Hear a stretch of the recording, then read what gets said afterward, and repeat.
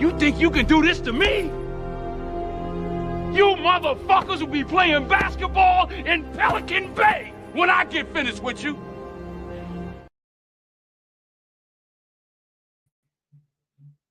What up, Laker family? It's your boy DTLF back with another post-game recap, man. As this fucking Laker team had just came out here and embarrassed the world again. 134-93, 41-pieced by a team that was below 500 again. 41-pieced, y'all.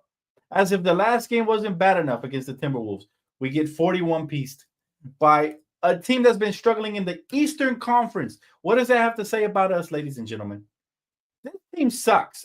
There's no excuses for it from the superstars. And LeBron actually had a good game today, and we wasted it because AD didn't. AD didn't want to show up today. So it's always some wishy-washy bullshit going on. If it ain't one thing, it's the other.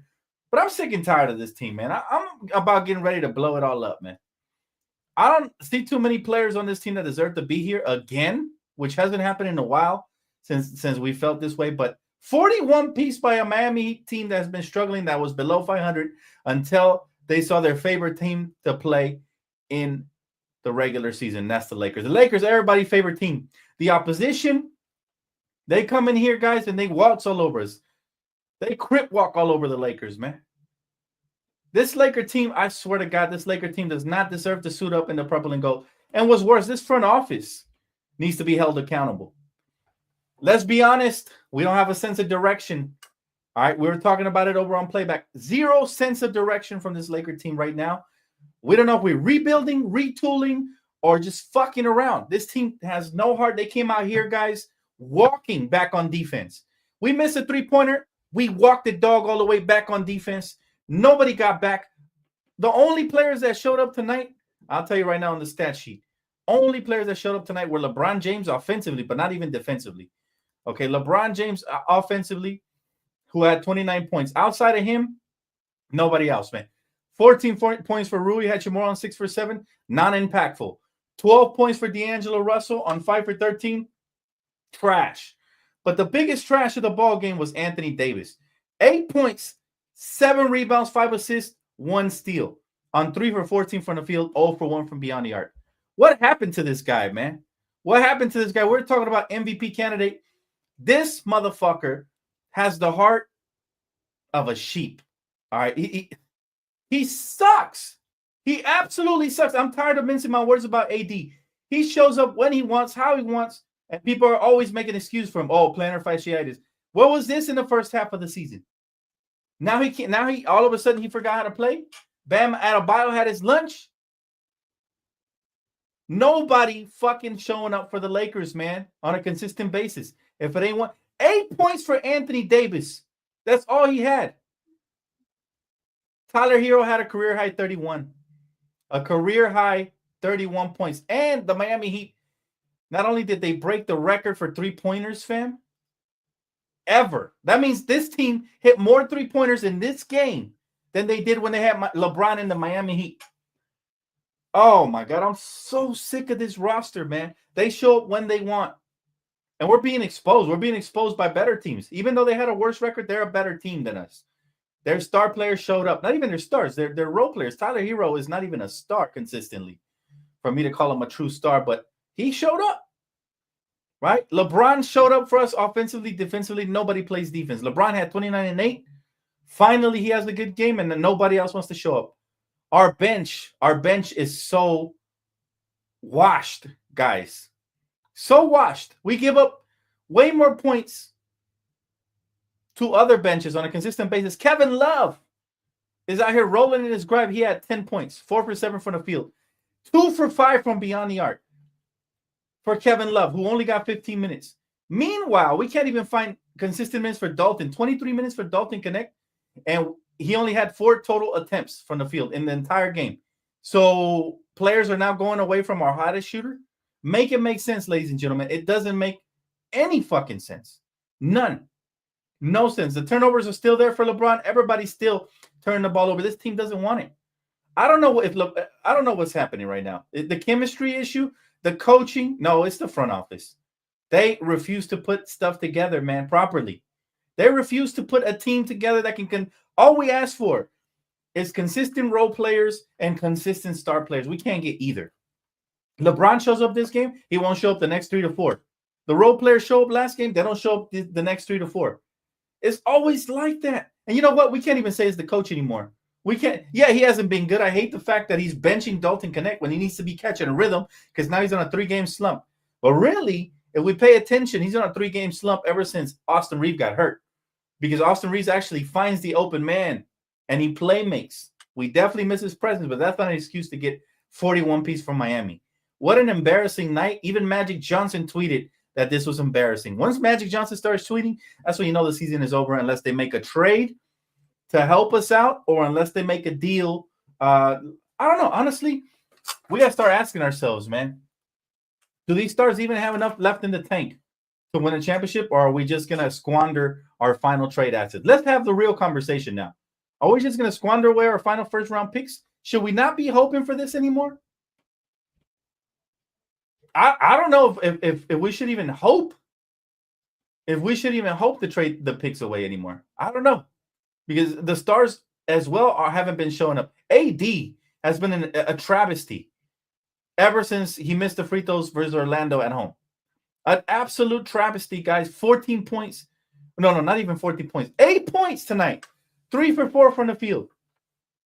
3 for 14, sorry. 3 for 14 from the field. 8 points. He had the biggest plus minus on the team. Minus 29. Minus 29. Is he even considered a superstar the way he's playing? We went from MVP to taking away his superstar tag. Like, how in the hell are we supposed to operate when your second best player can't even be your second best player? Who is the second best player on the Lakers? We know who the best player is on the Lakers, even though Father Time is here for him. It's still LeBron. It's still LeBron. LeBron's the one sprinting full court, getting in the paint, finishing with either hand. What do you guys think? Should we keep the picks? We're better off just letting these players sink. Better yet, how about this? If I'm Rob Pelinka and I set this on playback, I'll have a sit-down conversation with both LeBron and AD and ask them, hey, where do you guys want to be? Because you know what? It isn't here. Either one plays or the other. One or the other. No, we can't get them both on the same page. And it's been like that throughout their careers. The best games that they have had was when they both get 30. How many games have we both gotten 30 this season from LeBron and AD? If anybody could look that up, I'd appreciate it. I think maybe 1, maybe 2. And then Rob Pelinka needs to get fired as well. Rob Pelinka has been promising blockbuster trades and championships that he hasn't been able to deliver on. Like, bruh, seriously? He said 2020 wouldn't be our final championship, and that's exactly what it has been. We haven't even gotten close since then. Since then, we went away from the dual big man lineups, and as a result, we are getting cooked. Arthur, appreciate the cash app. He said plantar fasciitis, AD is playing hurt. I can't give him a pass. His heart isn't in the right place. He doesn't get back defensively. He showed me that in spite of plantar fasciitis, he was playing good. If they're going to show up like this with 8 points, you're better off not even playing. Start Armel Traore. Start Christian Coloco. Give me a different look. Give me a different look. But to get 41 piece, what good is it to have these guys out there if they're going to get 41 piece? That's a genuine question. I appreciate the cash app, bro, but I respectfully disagree. It's not the injuries. We keep making excuses for our stars. We keep lowering expectations, which is why the Lakers continue to suck. And nobody's holding Rob Pelinka accountable. Nobody's holding Jeannie Buss accountable. We got to start holding them accountable. They have to make something happen. One way or the other. We don't want to be in limbo. Right now, if you look around the league, everybody has a sense of direction.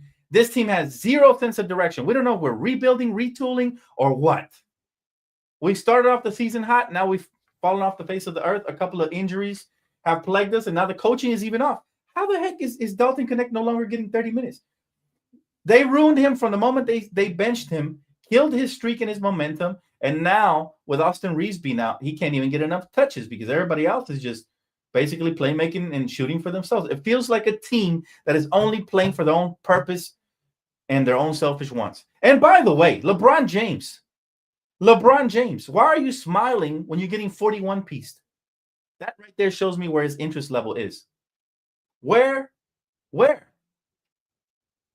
That shows me where it's at. He doesn't care anymore, guys. If he cared, right, he wouldn't just be stat patty like the last game when he was trying to get to 10 points to keep his streak alive. That wouldn't matter because we're losing.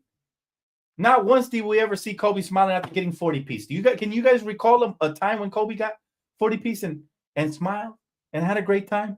And I can't take this bullshit no more, man.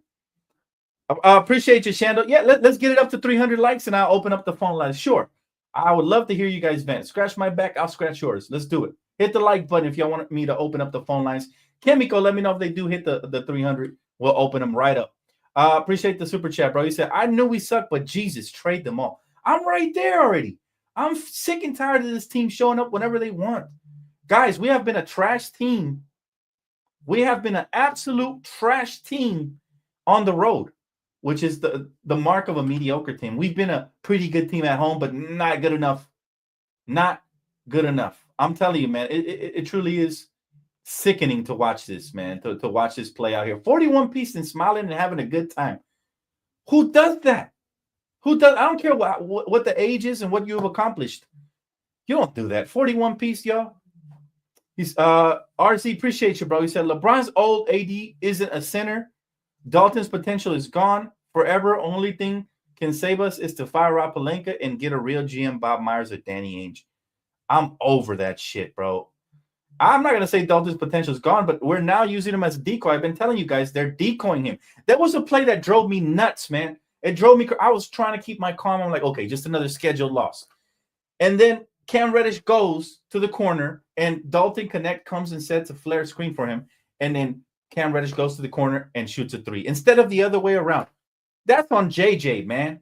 What are you doing? Why? Stop using Dalton as a decoy. This guy needs to take 20 shots a game, not 4. He already showed he was the best shooter on the team. Why? It makes no sense. A coach like JJ Redick, who supposedly loves shooters, is supposed to put him in position to succeed. This man started and only had 4 shots in total. LeBron, not even AD. AD only had 14 shots. Again, we're not playing the right way. I'm really dumbfounded by how we can have certain pieces that should be able to mesh together, and they don't.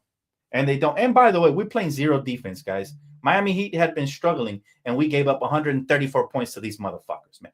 134 points. By the way, every quarter we gave up damn near 30 points. 34 in the first, 35 in the second, 36 in the third, 29 in the fourth. We didn't score 30 a single quarter. So much for outscoring these teams. This is a complete and utter embarrassment. Everybody has to be held accountable. You know what? Take to social media, man, and get that fire Rob Pelinka trending. Whatever it takes. Put some pressure on the front office. You know, my shout out to my co-host over there on Playback, my guest over there. They were saying something that really, well, KJ was saying something that really rubbed me the wrong way. He said, "Oh, don't have any expectations." That's not how we roll here in Los Angeles. That's not how we roll here. We always have expectations here. Since when did we start lowering our expectations? Was it because certain star players came here? We had to lower our expectations to roll out the red carpet? Nah. Fuck all that noise. We have to keep our expectation high. We got to put our pedal to the metal. It's no wonder Rob Pelinka hasn't been coming out and he hasn't been giving his face. He hasn't been giving his face to the mainstream media because he feels so comfortable hiding behind narratives. He feels so comfortable hiding behind everything. They got to be held accountable at all times. Hashtag fire Rob Pelinka needs to start up now because he's either going to get a trade done and save his job, a trade or two, and some free agents and role players, or he's going to get the fuck out of Dodge because you know what? We don't want this bullshit. He's been promising trades since last trade deadline. Here we are, a whole summer into and a quarter of the season into the year, and this team is still mediocre, guys. And I told you guys I would be very calm. I said I would give JJ Redick 41 games before I start criticizing him. It's been hard. He's been doing some things already, rubbing me the wrong way, but it's not on the coaching. All right, we went through how many coaches since LeBron has been here? 3. Luke Walton, Frank Vogel, Darvin Ham. We damn sure ain't gonna go through the 4th one before LeBron is out of here. This is it. This is it. And so we got to figure out what's done. Like I said, we need to have that conversation already. Rob Pelinka been making so many mistakes and not too many things to fix it. Why did we go away from the dual big man lineups? That's not working anymore, fam. The dual big man lineups are not work. I mean, going away from that hasn't worked. Going small ball hasn't worked. Let's go look at the stats tonight because I promise you they weren't pretty. I can guarantee you they weren't pretty, man. The team stats for the Lakers tonight, and I hate looking at stats when we lose. We were 5 for 22 from beyond the arc for 22% from the field. We gave up 51%. They hit 24 threes. Recipe for disaster. No defense. Free throws. We shot 73%. Okay, rebounds. Guys, demolished. 52 rebounds to 36. Miami. 52 to 36. We gave up 13 offensive rebounds. And we only had 24 defensive rebounds in the entire game. They had 39 defensive rebounds. 24 defensive rebounds in the entire game is ridiculous. Ridiculous. 29 assists, didn't feel it. They had 42 assists. We turned the ball over how many times? 13 times. In spite of turning them over 16 times, we don't know what to do with it. And we gave up 24 fast break points, y'all. But the half-court offense is gone completely. The defense is non-existent. We're a bottom feeder team, and we're being exposed. We're being exposed. But you can, I repeat, you cannot contend and rebuild at the same time. And that's what the Lakers are trying to do. They're trying to hold on to their draft picks. You either trade them all or you trade LeBron and AD. Stop doing both. Stop holding on to both. RZ said LeBron's old, AD is in the center. Dalton's potential. Oh, yeah, I already read that one. My bad. But yeah, I mean, you got to be fed up with this team at this point, y'all. You got to be fed up with this team. It's not fun to watch. It hasn't been fun to watch since we went on that 6-game win streak. And by the way, if you look at the schedule, we played some pretty easy teams. Okay, when we finally had a chance to beat a good team in Orlando, we smoked it. And ever since then, Anthony Davis hasn't recovered his soul. He looks like Michael Jordan off of Space Jams when the aliens stole his superpowers. It's gotten to the point of no return for this team, and they have to decide which way they want to go. But we have to put pressure on the front office because they're feeling very pressure-free right now. And it's always an excuse. If you realize this, it's always an excuse with this front office. Recent reports are saying that the Lakers believe that we can't fully evaluate the team, right? Until what? We can't fully evaluate the team until what, guys? Until Vando comes back. So another excuse. Another excuse, guys. That's pathetic. Everybody can evaluate this team. We didn't make enough moves in the offseason. We didn't have enough big men to back up AD in the offseason. We got to go after Pelinka, man. We have to go after Pelinka. We went after Darvin Ham. He's out the way. So process of elimination now. Process of elimination. Gabe Kelly, thanks so much for Cash App, bro. He said, fire Rob. He detonated a championship roster. I agree. He said, fire Rob, he detonated a championship roster. It makes no, I'll never forget that time. When we had two big man lineup, when we had the right role players, he traded them all. He traded away Kuzma for Russell Westbrook, KCP in that same package. It makes no sense. This front office has been operating. Now I have to start wondering, guys, which one was better? Which one was better? What front office was better between this one and the one with Mitch and Jim? Because at least Mitch and Jim had a direction we were going in, and that was a rebuild. We were talking about that. Ozzy said 3 years of the same team, Pelinka needs to go. Big facts, bro. Big facts. Absolutely. Pelinka got to go. 3 years of the same thing. We've been waiting for this shit. We have been waiting for this shit, man. And you know what? It's not going to get better. It has to get a lot worse before it gets better. I'm not happy we lost this game, but I said to my fellows over there on playback, if we lose this game, because we already lost, we were down 20 plus in the third quarter. I said we might as well get blown out because you know what? Maybe this sends a stronger message. Every news outlet will pick it up. 41-pieced by a team that was below 500. It's not like it was the Nuggets or the Thunder or some team, the Celtics or some team that's really high up in the standings. 41-pieced by the Miami Heat and a halfway Jimmy Butler who just came back from injury. Halfway Jimmy Butler. We let Tyler Hero do a Dalton Connect on us and snipe us from beyond the arc because we don't play no perimeter defense either, right? And it's guys were walking back on defense. Even the second stringers were walking back on defense. It's beyond comprehension to how bad we have become over the years. And honestly, I'm starting to question if LeBron and AD could give us another title, regardless of who we surround them by. Because, again, AD is He's a part-time player. He shows up when he wants. LeBron James, Father Time is undefeated. So even if we make the right trades, can we, guys? Do you guys think we could still compete for a title? Because when the season started, I thought we could.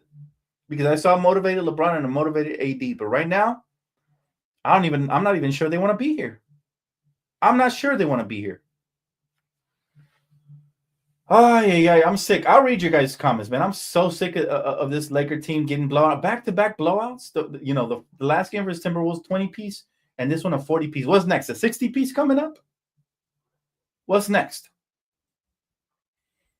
My guy said, no title. We cannot compete for a title. Hell no. Yeah, you know what? I'm not convinced we can, even if we make a trade. I still want us to improve, but how much are we willing to give up? And if we give it all up, will it come back to bite us later on? At this point, I think we have to start by firing Rob Pelinka. We have to start. We play the Atlanta Hawks next, and we play like this, we're gonna get smoked by them too. And they're an okay team this year. They're not good. They're not bad. But that's who we play next, just to let you guys know. There's no real dogs and killers on this team. This team is just kind of going through the motions right now, guys. And it's very unfortunate. I'm right there with you, Lizzie. I've been said this was a closed shut. There's no window at this point. Remember, Solo, after we got gentlemen swept by the Nuggets last year, I said we're better off moving on. But the Lakers didn't. They went ahead and re-signed LeBron. They drafted his son. They did whatever he wanted. And now, and they hired the coach he wanted. And now we're starting to struggle a bit. And they're starting to pout. You can see the body language. What really pissed me off is to see LeBron out there having a great time, man. Having a wonderful time. I'm telling you, the Lakers don't feel any pressure. The front office feels no pressure. The fans have to put the pressure again. We keep buying tickets and merch and everything, and they keep giving us shitty content. We're always going to support our team, but we could do that from a distance. We can hit them where it hurts in the pockets if they don't go ahead and start doing something properly. They have 11 days before I apply full court press on them. 11 days, because I'm telling you, in 11 days, there will be zero excuses not to make a trade. December 15, guess what happens? Everybody who signed in the offseason is trade eligible, which means the Lakers can then operate. There will be nobody off the table. Nobody will be, not up for grabs. Everybody will be able to be had, right? We always screwed the – wait, let me see that one. He said, we will always be screwed by the Laker tax and the NBA executives knowing we are desperate. Well, in that case, what would you guys suggest, chat? I'll take all suggestions at this point. I'm all ears because right now, like I said, I don't care if we rebuild or we retool, but do one or the other. The Lakers, they're not doing either. They haven't retooled for shit. We've been stuck with the one big man in AD for like what it feels like 3 years now, right? And we're not rebuilding because we still have LeBron and AD. So what should we do, chat? I'm getting damn close to saying just fuck it and rebuild and everybody can go. I'm getting damn close, man. Because it's embarrassing. We keep getting embarrassed. I remember last year, the last time I had a Laker rant was when we lost to the Brooklyn Nets. I took my family to see that game. I was at Staples Center. Took my family to see that game, and we lost. It was embarrassing to Cam Thomas with LeBron and AD. And that's another thing. I'm starting to really question both of my superstars. It's like, LeBron, I get it. He's old, but AD, where's your heart? Where is your heart? It would be beautiful to see Kobe as GM right now. RIP. Man, he wouldn't even want to take over this team. He don't have the patience for it. He said it himself. Nobody will want to take over this team the way they are right now. They're in limbo, man. But we got 41 piece. And guess what? Tomorrow, we're going to be all over mainstream. So I'm going to do a good take, bad take tomorrow. For sure. I'm going to go do a good take, bad take tomorrow early on. Definitely want to break it down because I want to hear what they got to say about this team and where they are. They're probably going to have to be saying a lot of the same stuff that I've been saying because every time I say this stuff, I hear it on the TV. Let's see. I hate watching our players after the game walking off, smiling and hugging. The Heat players practically celebrating. Disgraceful. It is. It is. And again, we have a higher standard. Some fans come here and they think it's all okay. I'm not going to get mad, this and that. No. We get mad because it's expensive to be a Laker fan. And rightfully so, because they are the prime ticket of Los Angeles. Them and the Dodgers are the prime tickets in LA. But if you're charging a premium to come to the games, to watch the games, we got to pay for Spectrum, Sportsnet, all that. You better put a premium product out there at all times, right? This is not a premium product. This is watered down, washed down, whatever. It's like, oh, we signed the stars. We're good with that. It's almost like we've become a franchise that no longer has the expectation of winning championships, but they have the expectation of just selling tickets. I'm not happy with that. And no real Laker fan is happy with just putting on a show and putting the stars out there. No, we need stars that play with heart and leave it all on the floor. And that goes for you, AD, because tonight 8 points is a motherfucking travesty, man. 8 points for a 7-footer? 8 points. That's all you can give us. And then you want to talk about why you're not MVP candidate or Defensive Player of the Year candidate. You're making Bam Adebayo and these other folks look like Defensive Player of the Year candidates. It's embarrassing. And there's no, again, I've been hard on LeBron. I do the same thing for AD. 8 points. Big man. And they gave him an excuse. He had a shitty game the last game versus the Timberwolves. And the excuse was what? He had 12 points. And the excuse was, oh, coming off of back-to-backs. What I tell you guys? No, it's not that. It's the body language is off. Is how lethargic he is, how pathetic he's coming out there just walking through the emotions. He acts like he won 8 championships already, like he ain't got nothing to prove. He won 1 championship, and he wasn't even the Batman of that thing. 1 championship. So, AD, you haven't proven shit, man. 1 championship, not good enough. At least not in Los Angeles. It might be great in New Orleans. Shit, that shit might be amazing in Cleveland. But nah, in Los Angeles, it takes more than 1 championship to really build on your legacy, man. And he's got Hall of Fame level talent, but he's got the heart of an amateur. It's ridiculous, man. Bron should take a big contract. We could use it. Shouldn't take a big contract. Yeah, they don't care, man. Let's be honest. They just collecting paychecks at this point. This is what LeBron had to say post-game. It's not on the coaches. It's definitely on us for sure. No shit, Sherlock. No shit. You finally had 1 good game, but you couldn't pull your teammates with you. Redick said he's going to meet with his coaching staff, his players as a group, and certain players individually to try to prevent the group from splintering further. I told you guys, the chemistry is way off. I think everybody can see it at this point. The chemistry is beyond off. And that's why you hear the thumb. You see the thumbnail? You can see it. These guys aren't playing for each other, man. They're playing. Oh, my God, man. They're not playing for each other at all. Right? And that's the embarrassing thing. This is a team sport. You're not going to get very far individually. You got to come out here and play for one another. You have to come out here and play for one another, man. This isn't boxing or MMA. Disgusting, man. Bad Dog Sports, shout out to you, my guy.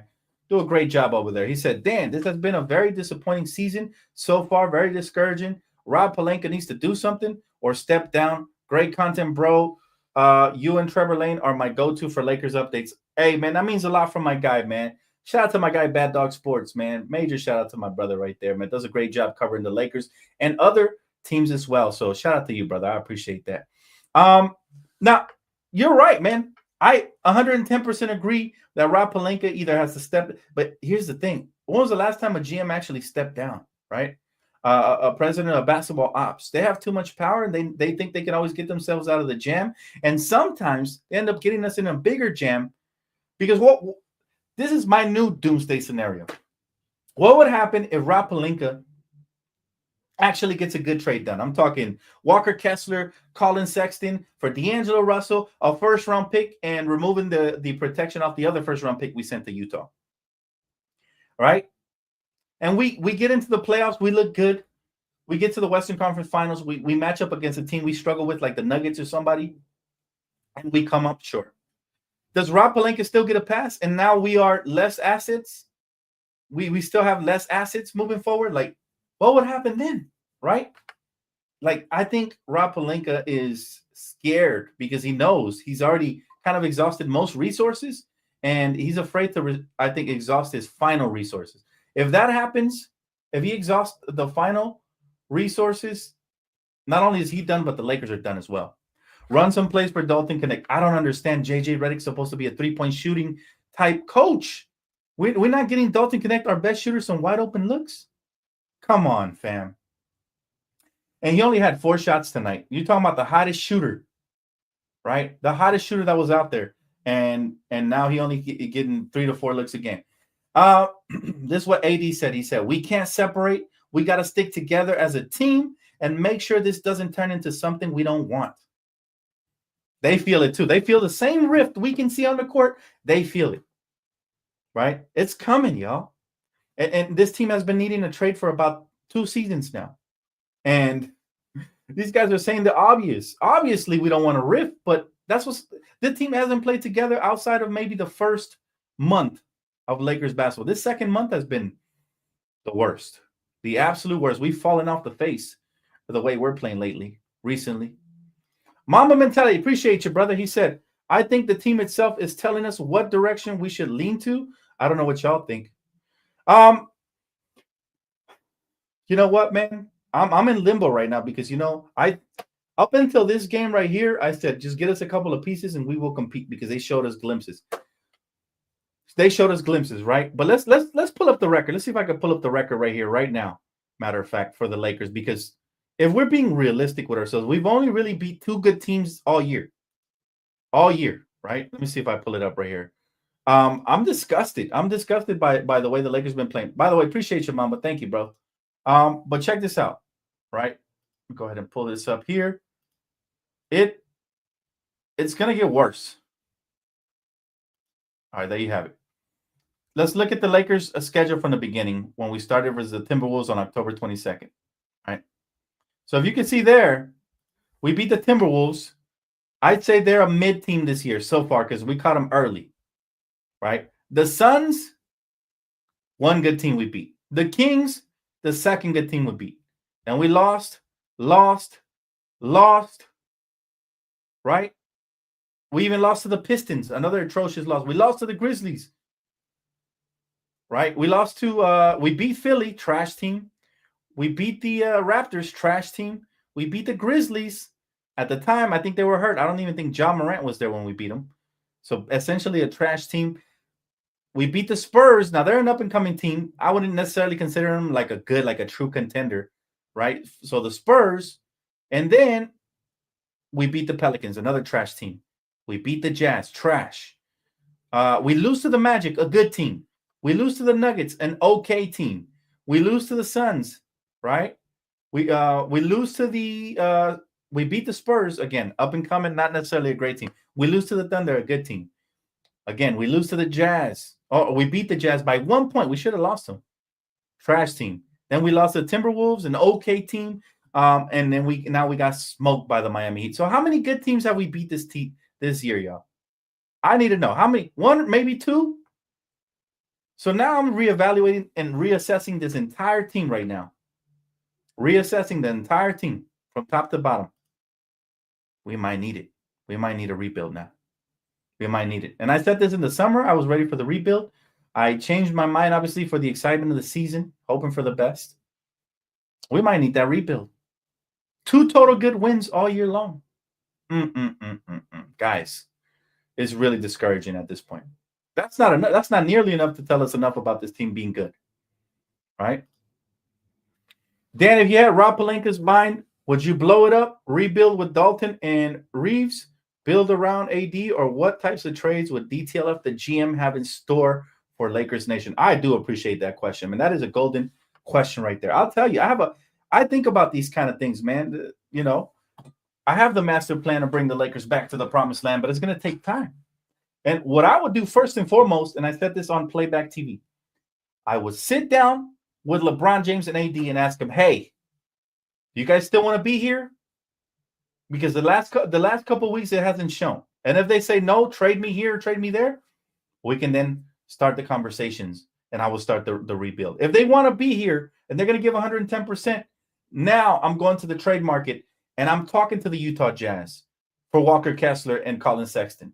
I'm talking to the Washington Wizards for Jonas Valanciunas and Kyle Kuzma. I'm talking to the Toronto Raptors. Heck, I might even take a flyer on Bruce Brown if he ever comes back healthy. But my preference would be to get to the bottom line and talk to AD and LeBron. Clearly, they're not happy. You hear these press conferences, they're not happy. So if they want out, where you want to go, AD? You want to go to Chicago? Okay, give me Kobe White and like 6 first-round picks and some fillers for AD. Let's make it happen. LeBron, you want to go to Golden State? All right. Give me Moody, give me Kuminga, give me Andrew Wiggins for cap purposes, and give me 3 to 5 first-round picks and pick swaps, whatever you guys have. Whatever you guys have, make it happen. Because you know what? Right now, where we're at, Bad Dog, we're in limbo. This team doesn't know which direction it's going. Ask me any question on any team, and I'll tell you what type of direction they have, what identity they have. Any team at all. Name a team. Just drop them in the comment section, chat, and I'll tell you which direction we're going. And then you come across the Lakers. What are we doing? We're not rebuilding. We're not retooling. What are we doing? We are in limbo, and that is the worst place you want to be in the NBA. You either want to be all the way at the bottom or you want to be all the way at the top, right? You don't want to be in limbo. That's not the Laker way. That's never been the Laker way. The Thunder have already rebuilt. They're here. They have arrived. They're the best team in the Western Conference. I can say that with my chest. And they're only going to get healthier. They don't even have Chet Holmgren in their top 3 right now. So the Thunder, we know their identity. They're looking to become a contender. They're closer than us, a lot closer than us. Shai Gilgeous-Alexander should have been the MVP last season. So we know who they are. They're truly in the running to become a contender, and they're really close. They might be one piece away, but they're really, really close. It could be that they could already have it in Caruso. Who knows? Thank you, Bad Dog. Yeah, she's amazing, man. Shout out to Kimiko. Definitely. Solo says, they won't ever play 110%. I've seen enough. If you can't play hard now, as soon as it gets tough, they will fold. I agree, bro. I agree. I'm right there with you, man. I'm ready. If LeBron and AD want out, all they have to do is ask. The Lakers are not going to initiate any trades without their consent. We're a classy organization to a fault sometimes, right? Because if it was the Celtics, look what the Celtics did to Paul Pierce, Kevin Garnett, and Ray Allen. Or not even Ray Allen. Paul Pierce and Kevin Garnett. And even Rondo. All the champions got flipped. You know what I'm saying? And they got a bunch of draft picks, which in turn ended up being good for them for now. Now they have the young talent and they have the veterans. Right? The Lakers aren't cutthroat like that. We've always been classy, which I love. But at the same time, it can come back and bite us sometimes. The Pelicans are a rebuilding franchise. They just haven't realized it. There's another team that's kind of in limbo. But if I'm the Pelicans, I'm trading Brandon Ingram right now. I'm trading Zion right now, and I'm starting from scratch. They don't have any pillars to build upon. Right? That's a great question, though. Keep asking me. You can see everybody's identity, but the Pelicans are similar to us in the sense that they have not pushed the needle forward. You know what I mean? Like they haven't really started their march towards the rebuild. They thought they had a mini rebuild when they drafted Zion, and then they traded for Brandon Ingram and all that. So they thought we're going to be good in no time. But unfortunately, those players haven't proven to be franchise cornerstones. One because he's injured, and the other one's just not good enough. So they are there. Magic Johnson went off. Thank God.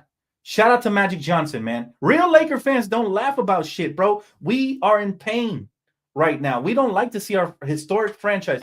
Let's go back. The Lakers really haven't been dominant since 2010, okay? Because since then, from 2010 to almost 2025, we have only won 1 championship, and that is an absolute travesty. The Lakers never. And by the way, tag me with all the Magic Johnson stuff you guys want me to read on live. Tag me with it, guys. I don't have the time to look for it right now, but if you tag me, I can read it on this stream. Whatever Magic is saying, I'd love to share it with you guys. Let's see. Dan, how about the Houston Rockets? What direction do you think they are going in? Rockets' future looks bright. They are second in the West, aren't they? They have arrived. The Rockets have arrived. You know, the last couple of seasons, they were a rebuilding team. Rebuilding no more. They have arrived. And they did a good job of going out there and getting free agents that a lot of people made fun of because they think they grossly overpaid. I'm talking the Fred VanVleets of the world and even Dylan Brooks. I hate to give that guy credit, but they have changed their culture and they have ramped up the sense of urgency, and they drafted really well. Shout out to Alperen Sengun, Jalen Green. They have some really good, fun young players, and they have arrived as well. They're up there with the Thunder. I think the Thunder are ahead of the curve by a little bit, but they're 1A, 1B. And that's how you're supposed to rebuild. You either bottom out all the way and fully invest into your future, or you retool, which is what the Lakers are trying to do, it looks like. I'm not sure. But every team in the NBA has a sense of direction. The Rockets, they know. I also believe the Rockets are one piece away from being true championship contenders. Who that is, I have no clue. I haven't watched the Rockets enough to make that assessment. But they're one piece away from being a true contender. Right now, they're a scary team, though. The Rockets and the Thunder are the two teams nobody wants to face in the first round of the Western Conference playoffs. And ironically, we might get matched up versus one of them if we keep going this way, which is going to be really hard. You play against a young team, right? And you're going to struggle, man. You're going to struggle. The Pistons are also a rebuilding team who've been looking for that cornerstone franchise piece, and they're going to continue looking because they haven't found it. Although I do like Cade Cunningham. I like him a lot. A lot. Let's see here. Yeah. The Lakers aren't in limbo right now, man. The Lakers are in limbo right now, and there's nothing we can do until moves actually start beginning to happen. And like I said, Rob Pelinka and Jeannie Buss, they have to put their best foot forward to do one thing or the other. All right, so this is what Anthony Davis had to say according to Jovan Bua. It's on us, he says, and I quote, "It's on us, the players, to be honest. We're getting the schemes. The schemes are on point, but we just got to go out there and do it and execute them. But it just got to step up for the team." No, he said, but I just got to step up for the team. Sorry. Yeah, typo. But guys, they're telling us what we want to hear. I'm not fooled by this. Actions speak louder than words, Anthony Davis. Nobody here believes that Anthony Davis is actually taking credibility until he starts going out there and putting up 30 and 10 again. Right? Like, it sounds nice, but we heard this last year when we were under Darvingham. We heard this. We heard them blaming themselves and saying it's not on the coach and this and that. We heard it. Right? So I'm telling you, man, I'm telling you, this season has been just a complete and utter disappointment.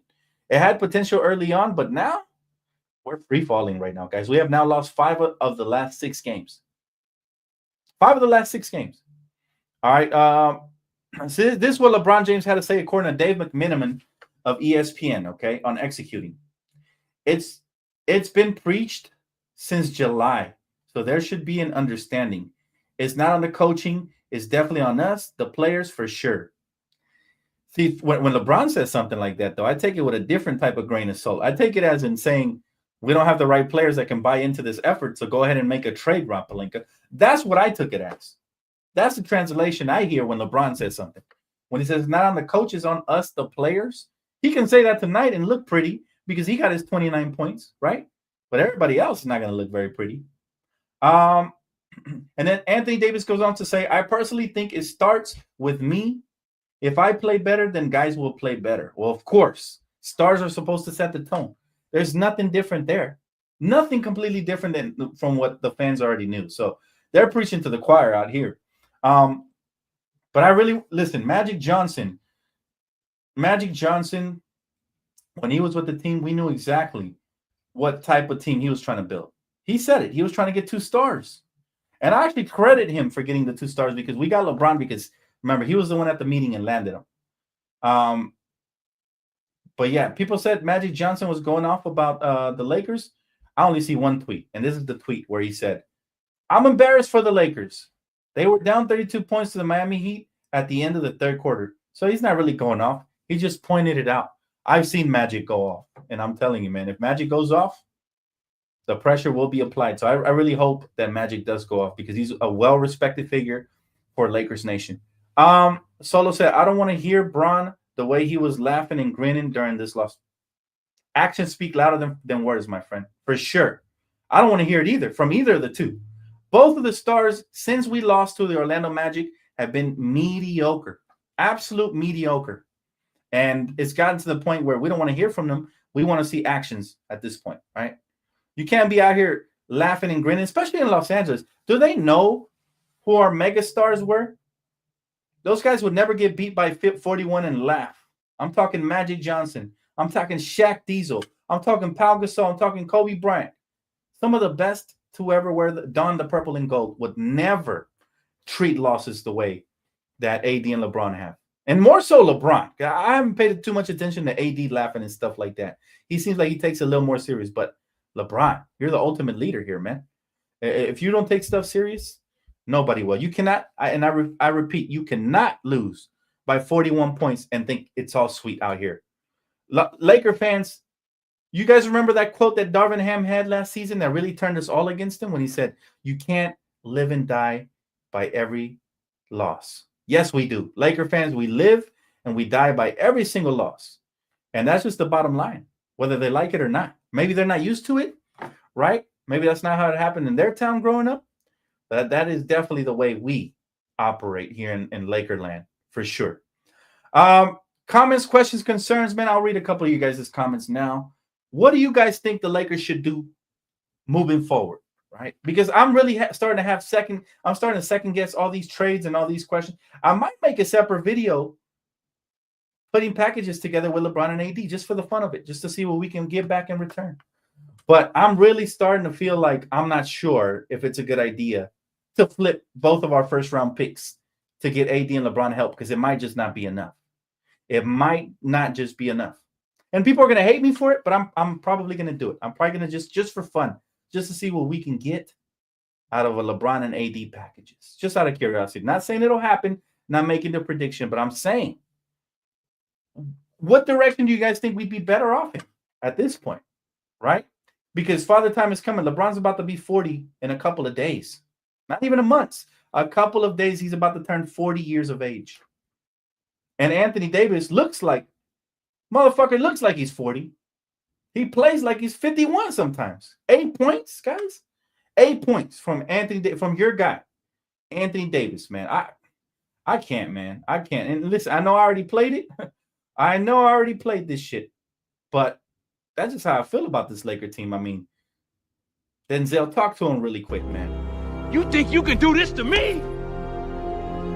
You motherfuckers will be playing basketball in Pelican Bay when I get finished with you. Pelican Bay is what Denzel said, man. Pelican Bay, right? That's what, ironically, where we got Anthony Davis from. Pelican Bay. What can we say, chat? Let's see. My guy D Free says, "Good to see you, D Free.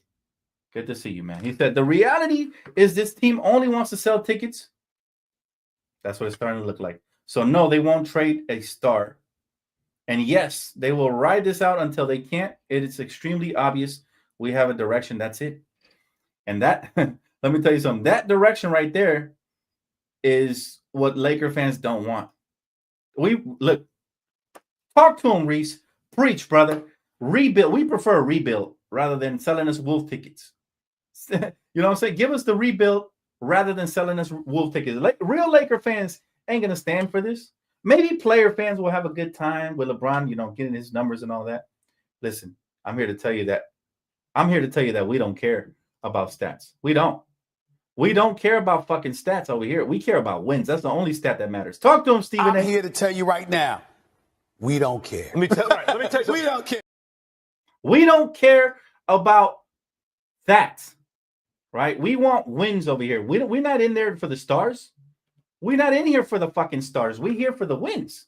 Listen, I'd rather have a team full of Stanley Johnsons than a team full of front runners who laugh when they're down 41. I'd rather have a team full of Stanley Johnsons, hardworking players, Lonnie Walker types, than a team. I'd rather have a team like that. Those guys aren't even in the league, right?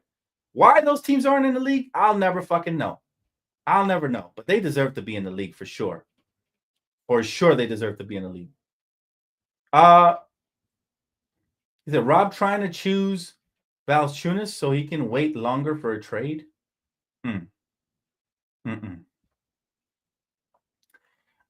Respectfully, I disagree. D Free said every fan base wants to rebuild their contention. Some fan bases are okay with selling tickets. That's why Hawks fans don't want to trade Trae Young, because they're okay just with him putting on a show, crossing over a couple people and hitting threes. They don't want to get rid of him. If they really wanted to rebuild, right? If they really wanted to rebuild, then they will want to trade Trae Young. There's some fan bases that just care about their players too much. That's player fans, my guy. Player fans just want to see their players shine. They don't care about the record, none of that, because they're not used to winning anyways. So they're okay with it. Yeah, Hawks are actually having a really good season this year. They're 11-11 last I checked. Loyalty and result, that's it. Thank you. Hey, man, shout out to my guy right here, man. Bro, you have the cleanest Kobe Bryant jersey, man. The one with the, what is it called? The mural? What is it called? The one where he's holding up his jersey like that? I still rock it, my guy. Go check out my guy right here on Twitter, man. Tell him where to find you at, bro. Definitely has the sick gear right there. Bad Dog Sports says, when you put on that purple and gold, we expect excellence, not excuses. We are Los Angeles. Lakers, the best franchise in all of sports. I'm sorry, but if you're a softie, the Lakers isn't built for you. Thank you. Thank you, man. Couldn't have said it better, Bad Dog. Absolutely. You're absolutely right. That is all we expect, man. Nothing less, nothing more. Nothing less, nothing more. Say it with me. Nothing less, nothing more, man. That is definitely the comment of the day right there. The Lakers are in love with LeBron James. I think they just want to sell merch. But guess what? Guess who's selling the most merch in LA? It's not LeBron, it's not AD, it's not even Dalton. It's Bronny James. You mean to tell me these player fans aren't a damn gimmick? They're bad for sports. I'll tell you that. Player fans are bad for sports, man. As soon as you talk about their favorite player, they're going to come after you with pitchforks, and they don't even listen to the context of what I'm saying, right? I'm sure I'm going to have a lot of hate comments about how I hate LeBron and AD because I said that if we're not going to go all the way in, we might as well go all the way out. But I say it with my chest every time. The Lakers team right here, Laker fans are never going to be happy with this. We're not happy with selling tickets because we're not the Celtics. We're not happy with selling, and even they're doing better than us right now, man. I can't even front. We're not happy with that bullshit. The only people that are happy with that bullshit are currently buying Bronny James jerseys. God forbid, I don't know why the heck you would buy a Bronny James jersey. He hasn't done a thing in his NBA early basketball career. Not a thing. Let's see. My heart says rebuild, but I just don't want to experience those years of being in the cellar. He said, I wish we have a front office like OKC, building for the future and contending at the same time. OKC messed up. Let me tell you something, bro. Even OKC messed up when they let Kevin Durant walk. But guess what? They definitely learned from it and traded away Russell Westbrook. Right? But they messed up initially. Imagine how much further along they would have been if they would have got some assets in return for KD. But they trusted him and he spurned them. And that happens sometimes. But you're right. Sam Presti has been a godsend. And so have other GMs. So I have other GMs, man. Yes, Danny, absolutely. Absolutely. He said, it's one thing to compete and lose, but we're not even competing. Regardless of player personnel, this is inexcusable and unacceptable. Somebody please Google for me, when was the last time we lost by 41 points? I don't even think LeBron was here. I think this is the biggest blowout in LeBron's Laker career, if I'm not mistaken. I don't remember the last time we lost by 41 points. And so it tells you how far off we've fallen, right? It tells you how far off we've fallen. But all right, I'll tell you what, man. I'll tell you what, guys. You guys want me to do the phone calls? I'll do a couple. Why not? Why not? Let's go ahead and you guys got me enough likes. I appreciate that. You guys scratch my back, I scratch yours. Let's go. If you guys want to do the phone calls, I'm going to drop the link in the chat right now. I know you guys have a lot to say. You guys have a lot of questions you probably want to ask. I'll go ahead and drop the link. Talk to me nice, man. And also be mindful that we can't really necessarily make trades till December 15th. So as much as we want to trade now, unless we found a partner who's trading a piece that wasn't recently signed in the trade package, then most likely, we won't be able to make too many moves. All right. Let's go ahead and bring in my first caller, Shando. What's up? Yeah, what's up, man? I'm gonna be real with you, man. I don't know what to say, man. To be honest with you, it's different, man. I feel like blowout losses are different because I mean you have time to kind of compose yourself and shit. Like honestly, close loss hurts more, but I mean this is just I'm not shocked, man. This is just a result of terrible front office bullshit, man. And I think that to me, I got a hot take, man. What the fuck has Rob done ever since he came here? I can make the argument that Rob hasn't done jack shit since he got hired. And to be honest with you, let's be real. The only what the hell like what credentials does he have to even have this job? I don't know what the hell he's done outside of being an agent. Like, you know what I'm saying? Like he's like you know what I mean? Like, and the only reason I feel like he even got the job, bro, is because Jeannie Buss is sentimental as fuck and has a hard time moving players and would rather fucking hire her friends and her buddies instead of guys who actually do their job. That's and look, this is basically just a reflection of that bullshit, bro. And it's been showing the last couple of seasons, man. Because when you think about it, bro, LeBron coming, he would have come here regardless. AD coming, that's LeBron signing. All those other players from the 2020 team were either there or, you know, like outside of the AD trade, they either just came or they were already there. And ever since Rob actually got to work, he's done nothing but discompart like tear the team up ever since then, and it's just been downhill ever since. And the fact that they think that Jared Vanderbilt, somebody who has not played since early last season, is, you know, like it can magically change this team is absolutely blasphemous, bro. Insanity is doing the same thing again and again and expecting different results, bro. So that's all. That's what I gotta say, man. Yeah, you're right, and I appreciate the call, man. Just to keep it brief, because we got a couple callers on almost the top of the hour, but no, I you're got absolutely right. You're yeah. absolutely right. Can I say one little thing? I Yeah, won't hold you up. yeah. I know like people. I will say though, I will trade the picks because it's like, bruh, we came way too far, bruh. I like, regardless, the team will rebuild after this anyway. So I say, fuck it, just go all in. I personally want Brandon Ingram back, bro, because at least Bi, bro, he's laser focused. He just cares about the game, bro, and he's willing to go hard, man. Rui D'Lo first for guy like Bi, no brainer. I don't give a fuck, bro. He fits a lot of holes. Let's get him. So Bi, you think should be our target, our primary target? Bi, and then I would say, like find a way to do a deal with Brooklyn, get Dorian Finney-Smith and Day'Ron Sharp. If you could get Bi with a guy like Daniel Tice, then even better, bro. To get some kind of big along with him, because Bi can play make. That's the main thing to me because I feel like as much as I said I like Jeremy Grant, he doesn't help you as a playmaker. Bi, he could play make extremely good for a wing. He can legit be the point guard, bro. Real shit. He can mitigate the need for a point, and it would help LeBron tremendously. And he's a guy who could give you 24, 25 a piece, bro. You like guys like that don't grow on trees, bro. Like I want that back. I like Brandon. I just don't think he's what we need right now. If he's up for grabs for something decent where we still have enough assets to turn around and trade for what we actually need, then I consider trading from. But I don't think he should be our priority. I will disagree with that. And as far as the ball handling and all that, does it help LeBron? Yes. Is he a point guard? No. And the Pelicans do only have 4 or 5 wins this season. So how much of an impact does Bi really make? So those are questions we have to ask ourselves about that. Now maybe he fits better here than he does in New Orleans. So maybe that offsets that. But to be honest, I don't think Bi is the one we need, bro. I think he's more of an offensive piece, and I think we need to lock in on defense. We've been an atrocity defensively, man. But real quick to counter that, I'll say this though. Bi, he's 6'9" and he's long as hell. He will be an upgrade over Rui and D'Lo because to me, like defense is a priority. Some of you need to like want to do. Half the time, it's about effort, bro.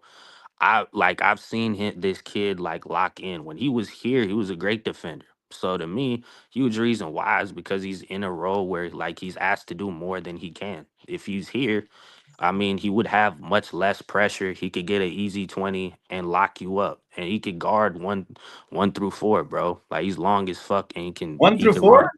Yeah, he can. One through three. 1 through 3. Yeah. 4, he'll get destroyed by some of these bigger fours in the league, man. I'll give you 1 through 3, though. I'll give you 1 through 3. He's a decent defender. 1 through 3. I'll give him that. Like I said, I wouldn't mind having Bi. It's just I don't think that should be a priority on the team right now, man. Because when we had Austin, we had everybody, we were dropping 120s. So the score wasn't an issue. To me, it's the defense and the rebounding where we're getting cooked. Absolutely cooked. So, but I mean, difference of opinion. It's all good. I appreciate you, bro. Thank you for the call. And I would say real quick, if PJ Tucker, if we can get that dude on a flyer, some shit, if he gets bought out, I'm going after him. I don't give a damn if he plays 1 minute, bro. Like Right. he'll dive on the floor and he'll call guys out. So yeah. Okay. Appreciate you, bro. Thank you for the call, man. Listen. Brandon Ingram, the rumor popped up today that we were by I think Bobita official, the favorites to land him. I don't see how the Pelicans would be really ridiculous to trade him to us for expiring contracts and maybe a first round pick. He still has a lot of talent. I like Bi. I just don't feel like he should be our priority. RZ says LeBron should have taken that massive contract this year. We could have used the cap space right now. A good thing is JJ took accountability. Hashtag fire Rob. Appreciate you, RZ. I will remind you guys, though, that, however, LeBron James, to be fair, did wait to sign that contract to see if the Lakers were going to do anything. Rob couldn't do a thing. Klay Thompson rejected us, and we couldn't even get other free agents here. So that's on Rob right there. That's on Rob. And remember, we still have to spend the money anyways. Let's bring in my next caller, Solo. What's up, Brody? It ain't looking good, man. Ain't looking good, man. What would you do right now with the Lakers? Me personally, I'll blow it up, man. Only thing that'll save this team maybe is a blockbuster trade. Okay. Anything short of that, anything short of a blockbuster trade, bringing a superstar in here, it's not going to change the outcome of this season. Because our superstars, we have an aging superstar in LeBron James, and you see it on a nightly basis. His the turnover issue is terrible, especially on a team that can't get back in transition. We can't rebound. We don't get fouls, and even when we do get fouls, we don't hit our free throws. You know, like every facet of the game, it seems like this team is bad at. Even the offense has disappeared. Mm-hmm. You know, we got a shooter in Dalton Connect. We can't even draw up plays for the man to get him open shots. And honestly, I think JJ is kind of saving them from the contamination because, you know, Lakers fans are going to be clamoring for him to get traded if he keeps having poor games. So I think that's why he's kind of holding them out and keeping them on the bench to try to avoid that. But still, I mean, from the top down, this entire thing is just a dumpster fire. You know, Rob doesn't know what the hell he's doing. Jeannie Buss is too busy with her friends up in the front office, you know, to really put any hands on the situation. And we're just folding like a cheap wallet, folding. It's terrible. You know, I would get rid of, I'd just be done with it because it looks like LeBron James is done. He's got a son in the league. He's done everything. He's happy now. AD, he doesn't have any fire, no spark to him. And the rest of these guys who you're playing on the Los Angeles Lakers, and nobody has any heart to step up and ball out. That's you're letting money just go by the wayside. If you ball out here, you're gonna get paid elsewhere. And it's like you don't have the pride to even want to compete or to make money. And that's crazy to me.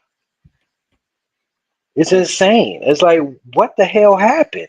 We started off so well. They looked like they wanted to, you know, they looked like a completely different team. The ball movement was there. It looked like there was chemistry there. You know, all we need is a little something from Rui, a little something from, you know, D'Lo. You know, we just need a little bit here and there. We're getting zero. We're getting nothing. And then our stars on a night-to-night basis, we don't know what we're gonna get from them. It's what is happening? You know, I would rather just start with a clean slate because this is trash. Yeah, I agree, man. And you know what? Where did we go wrong when we're okay losing games like this? Like I didn't hear my fellow Laker fans say, "Oh, well, we don't expect anything great anyways." When did we start lowering the expectation? When? I don't remember. I've never lowered that expectation because, you know, I've been a Lakers fan my entire life.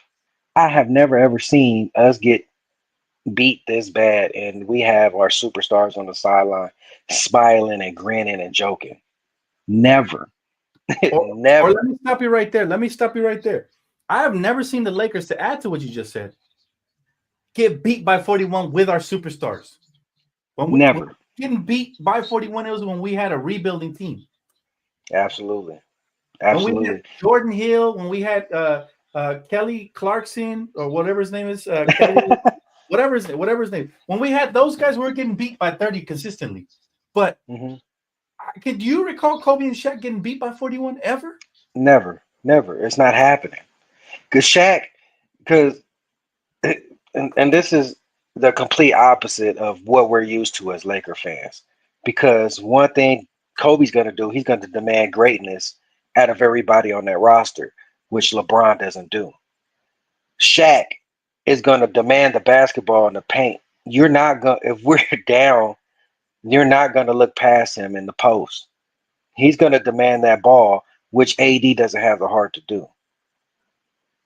You Yeah. know, a player of Anthony Davis's talent should not be scoring 8 points in an NBA basketball game against a mediocre Miami Heat team where you got an aging Kevin Love and an undersized Bam Adebayo in the paint. What the hell are we doing? AD, and that's the thing that's frustrating about AD is because we know how good he can be, but it seems like he just doesn't want it. You know, and Yeah. I'm not, and us as Lakers fans, we're not used to that. We're used to greatness here, greatness at all costs. You know, our superstars will go out there and get it, and they don't care who's in the way. These guys will fold under any slight bit of pressure. You know, LeBron's looking around like, oh, nobody's helping me. Forget who's helping you. Go do it your damn self, man. You know, I understand you're 40 or whatever, but Yeah. what's that got to do with you turning the ball over? What's Mm-hmm. that got to do with you smoking layups? Mm-hmm. You know what I'm saying? Same Yep. thing with Anthony Davis. You want to be MVP? You let Joker snatch your heart out. I ain't seen you since. Preach, bro. Preach. Matter of fact, since he missed those free throws in Orlando, I ain't seen him since, bro. Like I expected him to make up for that shit, not play down to this shit. You know, like how you go from bad to worse. How you go from and we really lost momentum since that loss.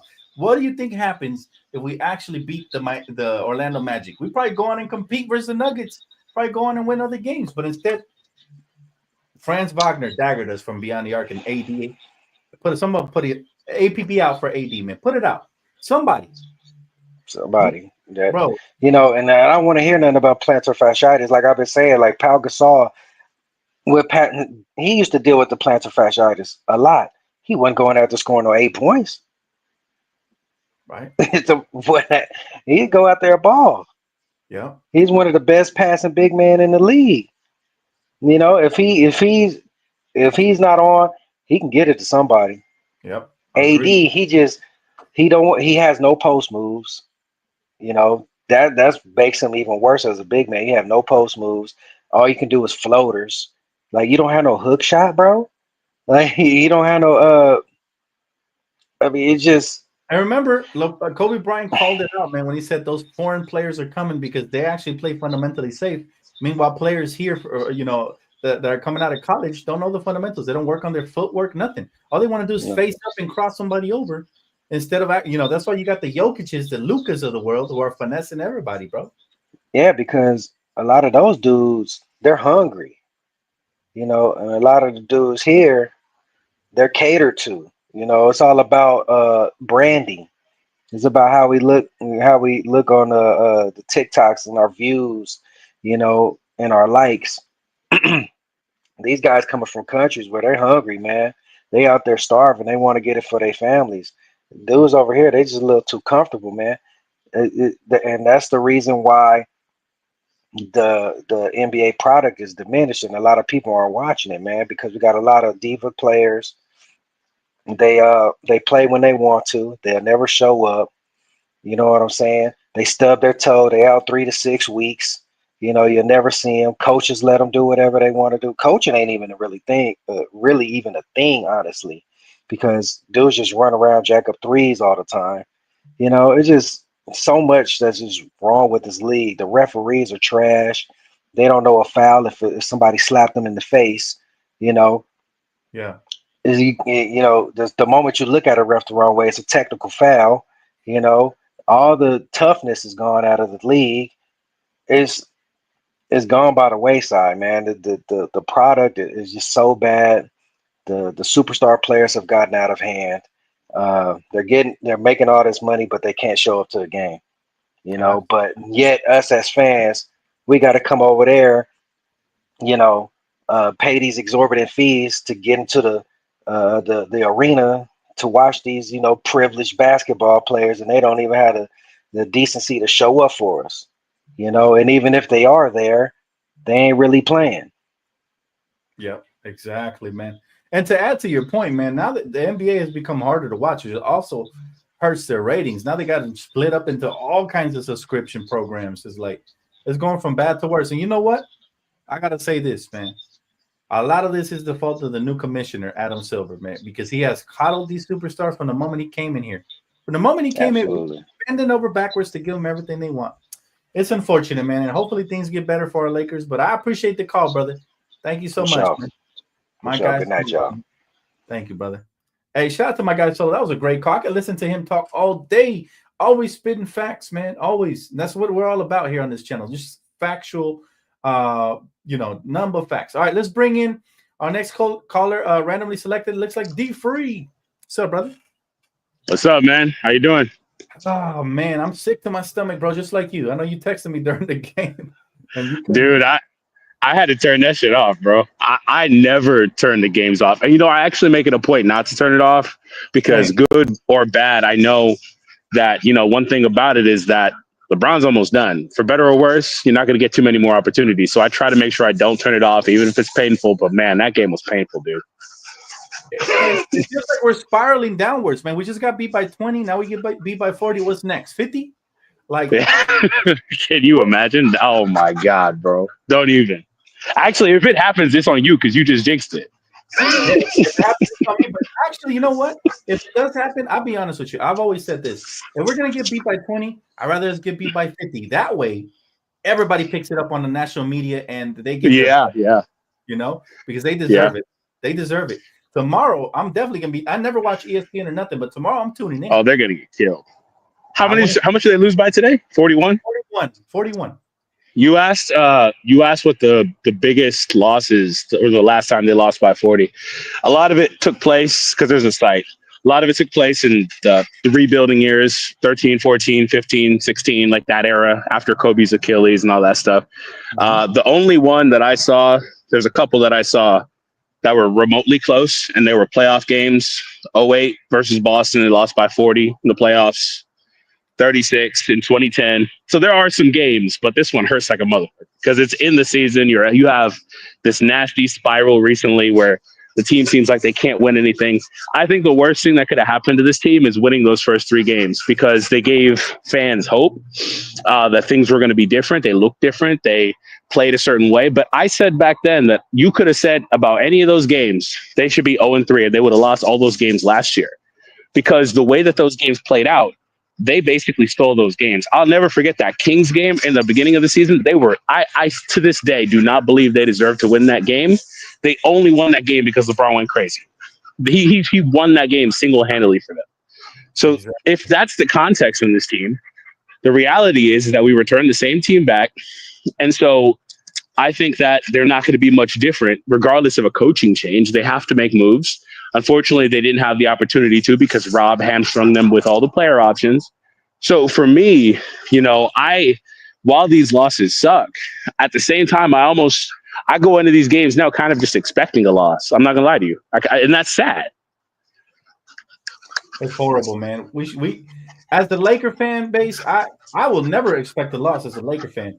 But the fact that we have lowered the bar that much, because remember, it's always been championship or bust here in Los Angeles. As unreasonable as that is, as delusional as that makes us seem as Laker fans, it always has been championship or bust.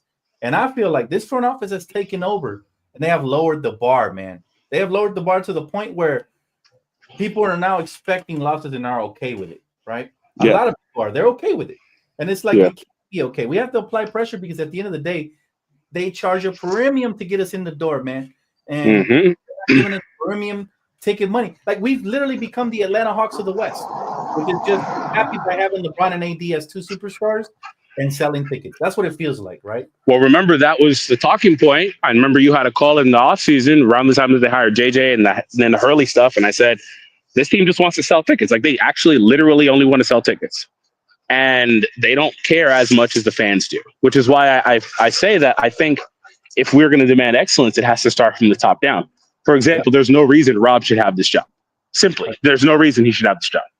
He should have been he's made nothing but mistakes, and the biggest ones that he's made have been critical, like the player options and all that stuff over the last year that really hamstrung this team and their flexibility and the ability to do anything. You can't even waive these guys because the money is just there on the books because of CBA. So like he's not forward thinking. He's not building these rosters with the idea of how can I maximize this for the long term. Also, he has no idea how to build a roster in the first place, because to me, LeBron is 40 years old, dude. You don't put finesse players. I have nothing against Austin or Dalton or these guys. You don't put finesse players around these guys. You put high energy motor athletes around LeBron. So when he's not making that rotation, when he's not getting back, yeah, you want him to do that, but somebody has to cover for it. That's why, like I said before, Vando stands out like a motherfucker on this team because he does that shit. But that's how you build a team around these guys, right? But he's out here getting the wrong pieces. He's getting the wrong centers to pair with AD. He's not doing anything specifically that's going to put this team in a position to win.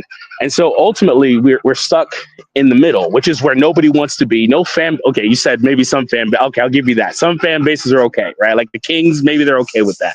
But most of the teams that care about winning a championship don't want to be in the middle where the Lakers are right now. And I don't think that can change because, we talk about LeBron laughing on the sidelines. I'm here to tell you, whatever you think about him, that's always been the case. Win, lose, or draw, he's somebody that just lets it go.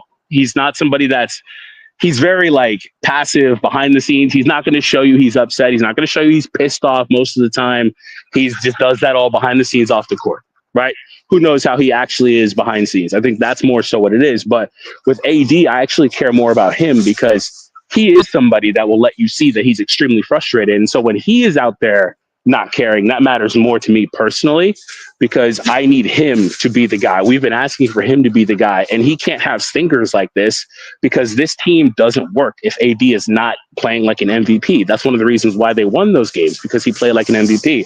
And also, on the topic, one thing that's annoyed the hell out of me with this team, there's two things. Firstly, I wish they would stop switching. The switching kills them every game.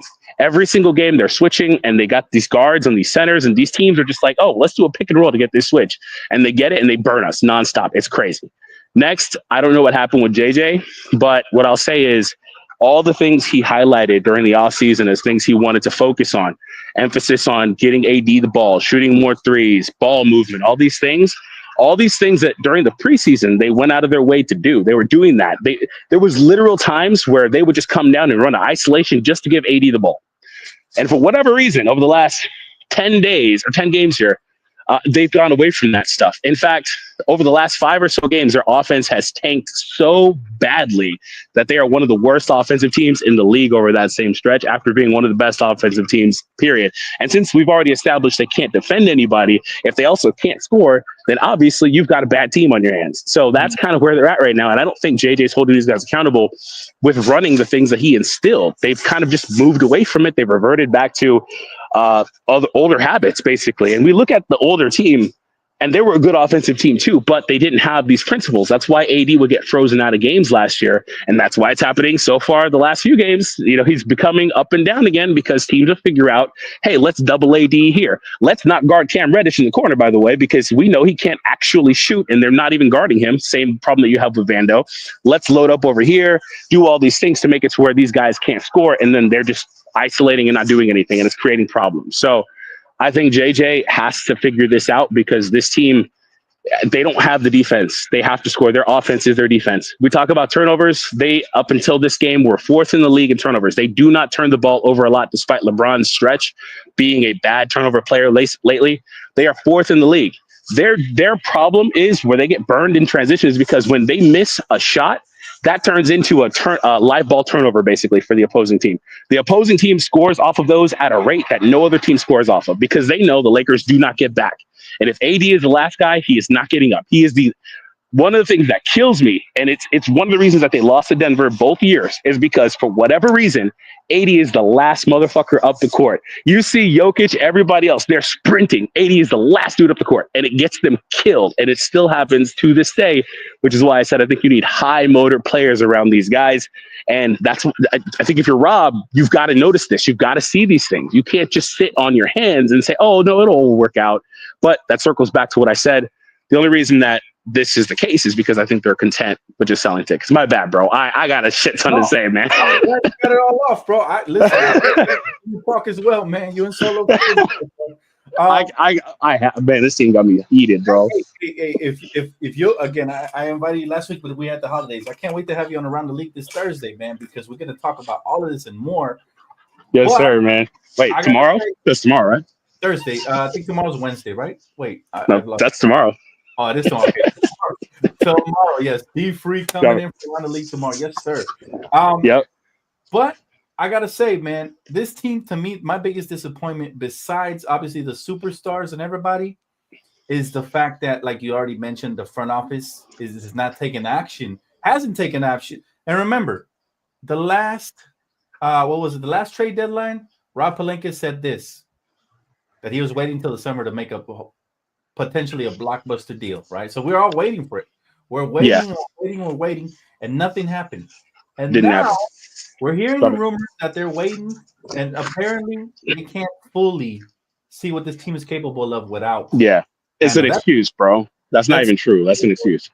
So now we're starting to see Rob Pelinka and what Magic Johnson had insinuated, that he's a snake and he's a manipulator. Maybe he's manipulating Jeannie Buss. Maybe he has a way with words. It could be that. But he hasn't done his job in about 3 years, it feels like, right? The last good one was the Russell Westbrook for Vando, Malik Beasley, and D'Lo move. That's the last good one. Yeah. That's a long time, right? Yeah, I lost all on Rob. Like I said, I don't know if you've seen it, but I lost all my faith for Rob when he was telling people he knew Heath Ledger and he was quoting and stuff, and he did not actually, like, Heath Ledger had already passed by the time. Like, he's just be out there lying, bro. So, like, for me, I can't. And Rob, well, he's a sly dude, because he said he'd have those picks in the offseason. One of those picks turned into Dalton. Okay, I'm cool with that. But he got his ass on a press conference immediately after drafting Dalton, where he just basically felt him. No other GM really does that, right? Rob immediately got on a press conference to talk about what a signing it was, how JJ's already drawing plays. They've always wanted, like, he knows what he's doing. He just wanted the positive PR. So he's out here doing nothing, basically. So he hasn't made a trade, like you said, since then, since the Rui trade, which is basically 2 years ago. Like, he's got to do something. Yeah, bro. Hey, TikTok, the clock is up for this man, for surely, man. But hey, we'll see how much more life Jeannie gives him, because let's be honest, she's been extremely nice to everybody, and they've worn out their welcome. I'm talking Luke Walton stayed a little longer than he should have. I thought Frank Vogel stayed a little longer. Heck, I thought Darvin Ham should have been canned by the last trade deadline last year. Right. To feel handy, but hey, we'll continue to see how things move forward. D Free, I appreciate the comment. I look forward to congregating with you tomorrow, man. Yeah, sounds good, bro. Just let me know. All right, brother. Have a good one. All right. Yep. Hey, appreciate my guy D Free, man. He will be here tomorrow on Around the League at 6 p.m. Pacific time. So make sure you guys tune back, man. Laker Nation's very own D Free. Very knowledgeable, just like Solo, man. Solo, you're invited as well, my guy. You are invited as well. So if you're still in the chat, I'm not sure if you're available, but you have the invitation. I need some heavy hitters for this episode. I need some damn heavy hitters, because it's going to be a good one. All right, going to go up until the 30-minute mark, so I can maybe take one, maybe two more callers. We got a lot on the line. I'm not tweeting out the link no more, because there's already a bunch of people. Let's bring in Maurice, randomly selected. What's up, Maurice? Got no words, man. I got no words. I'm as y'all can see, I'm laughing to like try to like get through the pain. But when I tell you I am 100% sick, well, not gonna say 100%. I'm 98.2% sick of this team. Like, I'm sick and tired of our stars. If LeBron not having a good game, and then AD not having a good game, LeBron with his turnovers, AD want to come out and be soft, and then you got the rest of the guys that's just not good enough. And I get what people are saying, about retooling. The thing about it is that if LeBron James goes out there and not have a good game, what are people going to say? He's 40. He's 40. Think about it. That's what we would be building around. That is not a good idea. If that's going to be an excuse that people are going to use, is that he's 40 and he's having a good amount of bad games where he's having like a precocious amount of turnovers, we have to put that in consideration here. And Anthony Davis, I'm sorry, he's just not the guy. As much as I would love for him to be, he's just not it. The only people that are untouchables to me is Dalton and Reeves. Everybody else can go Fair enough. because the way I feel right now, we have had Anthony Davis and LeBron James since what 2020, and we have only gotten one championship out of that. And it seems as if they have regressed since then. Yeah. If it ain't injuries, it's them not going out there and showing heart. Well, I'll tell you this, Reese. I'm on the fence about this because I feel like if you made the right trade, you might still be able to make a run. However, like you said, and like I've been preaching about earlier, man, um, LeBron James and AD, how much do they really have left in the tank? Because again, come playoff time, everything's going to change. The schemes are going to change. Everything is going to switch up, man. And it's going to get to the point where those guys are going to be tested. And so far, early this season, they were doing amazing. When LeBron was a primary playmaker, getting triple doubles instead of trying to be a primary scorer, he was. I think the team was better when the ball moves, right? Because sometimes he does hold the ball a bit too long, and it takes players out of rhythm. And this is why you have seen Dalton Connect only have 4 shots in this game. This is why you see Anthony Davis potentially not be able to catch a rhythm. I'll tell you one thing about Austin he does really well is he moves the ball really well. He doesn't always get the assist, but he moves the ball extremely well. He comes off the screen and he'll dump it off to AD, catch him in rhythm, or he'll kick it out to a shooter. That's one thing we've been missing. But LeBron James, to me, mentally, is more of a mental thing for me. Like physically, tonight he came out with a pep and a step, and I said early, looks like he's gonna have a big game. He did, but defensively, nobody plays defense right now on this team. That's my problem. And then and offensively, when was the last time that both AD and LeBron both had 30 plus games? I think it was the Magic game versus Orlando. That was the last time they both had 30 plus games, right? So it's like, man, I don't know, man. Even with the trade, unless it's a crazy trade where we bring in Kessler and then a separate trade when we bring in Trae Young and some role players from off the bench, unless it's something crazy, a complete and total retool, I'm not sure if we're gonna have enough to get over the finish line or even finish the season strong, right? The problem that I'm having is that with Brian being 40 years old, you're going to see him not contest on defense. You're going to see a lot of guys like pass by him swiftly. You're going to see this. And yes, we can, make the excuse that he's 40 years old, but damn that when you put your name on that dotted line and you signed that contract, you let the whole world know that you can get out there on that court and play. You let the whole world know exactly that. So what the hell are you doing not playing no damn defense? Yep. Well, I'm sorry, I'm not with it. I'm tired of the he's 40 excuses. I'm done with it.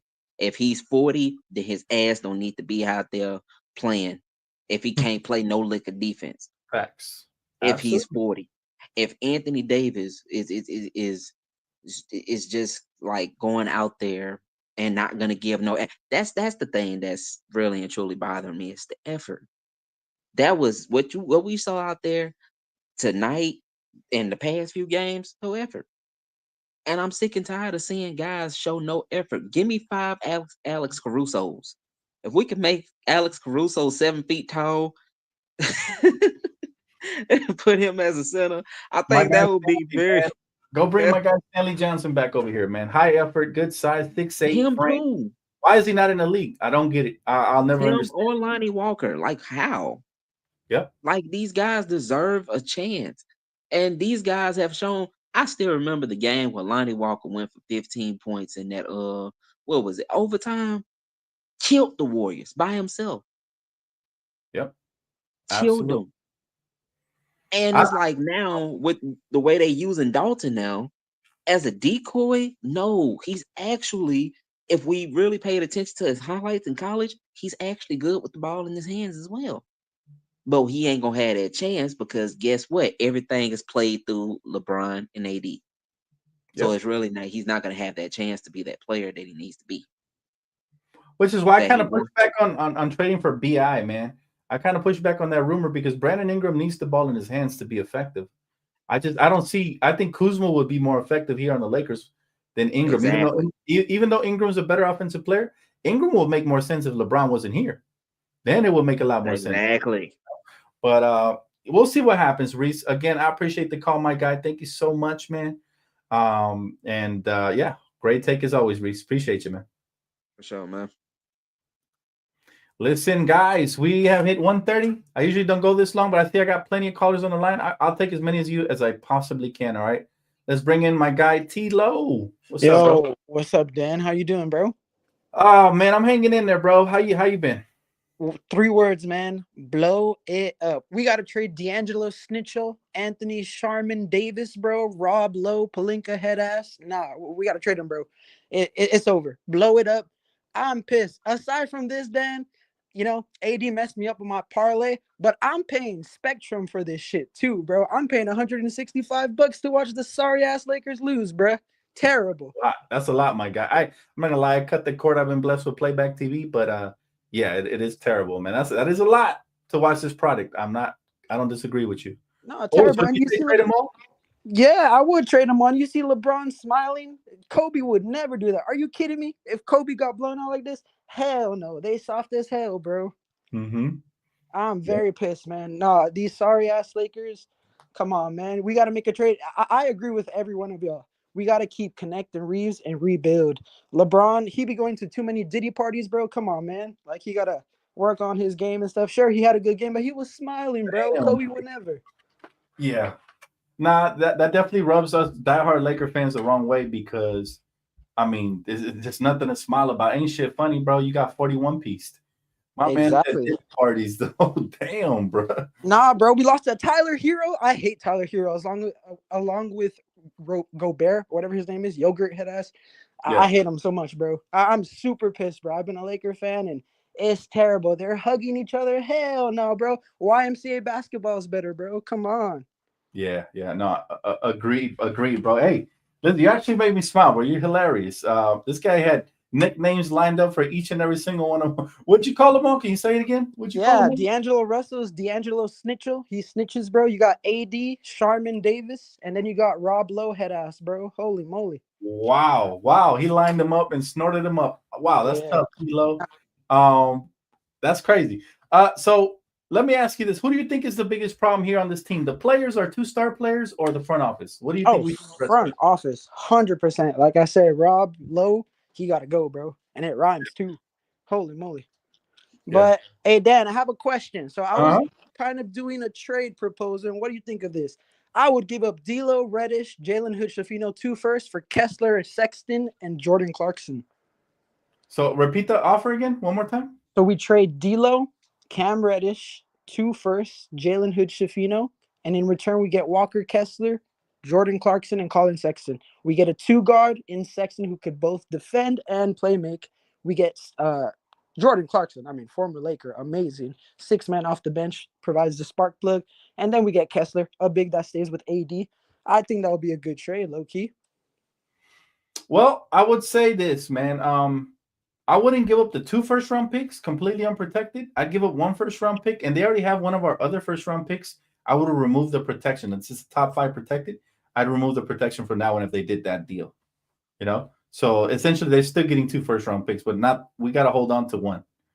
We got to hold on to 1 because I have a feeling that if that trade doesn't work out, then we're definitely screwed the pooch, right? But I like Walker Kessler. I've been preaching about Walker and Sexton all summer, and now you see mainstream media outlets starting to pick up on that as well. Like I think Perk said it the other night when we played the Jazz. Yeah, he did say it. Yeah. So I like it. Because they're starting to think like me now during the summer. But yeah, it's not a bad trade. I was just remove 1 first-round pick and and then remove the protection off the other one, man. That's what I would do personally. No, for sure. And my last question, Dan, I was talking to some homies, and these are two sleeper players that I would trade for. I don't know how the chat feels about this first player, but I would low-key go all in for Zion. If he's fully healthy, he has more effort than both AD and Braun. He's young. Sure, he needs to work on his body, but he's young, athletic, and we need some dogs. I mean, I'm sorry if I'm saying this, but shit. Pat Bev at least was a dog. You saw the Boston Celtic game where he brought out the camera and was dunking and shit. We need that. We need a Meta World Peace type of player, like 100%. Absolutely, man. I agree. This team doesn't have enough dogs, but I do believe the front office has to be put pressure on. I think the fire Rob Pelinka hashtag should start trending on Twitter because he hasn't done anything the last 2 years, just like D Free said, man. And I'm kind of sick of that as well. But any combination of trades could definitely help the Lakers out and give us like new blood and infuse us with new energy for sure, man. So I definitely like to see that happen moving forward. Thank you so much for the call, my guy. I appreciate it as always, man. Appreciate it. Have a good night, and God bless y'all, Laker family. Love y'all. All right, brother. Love you too, man. Peace. See ya. Yo, listen, great callers all day. We let me go ahead and take. I got two more, man. Let me throw them both on at the same time. KJ, is that you? Yeah, what up?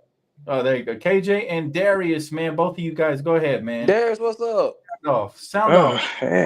Oh, hey, Dan. What's up, brother? How you doing, man? It's just random how you picked me. I was like, whoa. I randomly just select everybody because it was like a line full of people on here. But you guys are the final two callers. Talk to me, man. You want me to go first, Darius, or you want to go first? Okay, you start first. Okay. I ain't gonna lie, Dan. I've been listening to you you've been on about an hour now. About an hour. Hour and 36. Yeah. I was listening to you. You made sense. I ain't gonna lie. At this point, I'm with the rebuilding. I as a new Laker fan, you know how I said had the expectations low. Yeah.